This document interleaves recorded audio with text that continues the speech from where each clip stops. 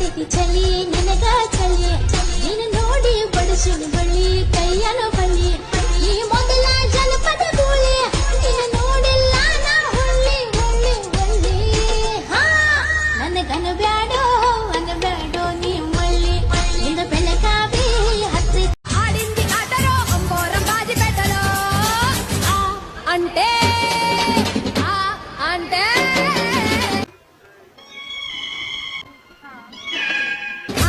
అంటే అమలాపురం అంటే ఆహాపురం ఈ అంటే ఇచ్చాపురం ఈల కొట్టి లాగుతారు ఆంధ్ర జన ನೋಡೋ ಕಾಸಡಿ ಮದಿ ನಂಗೆ ಇರ್ತಾನೆ ನನ್ ಸಾವೆ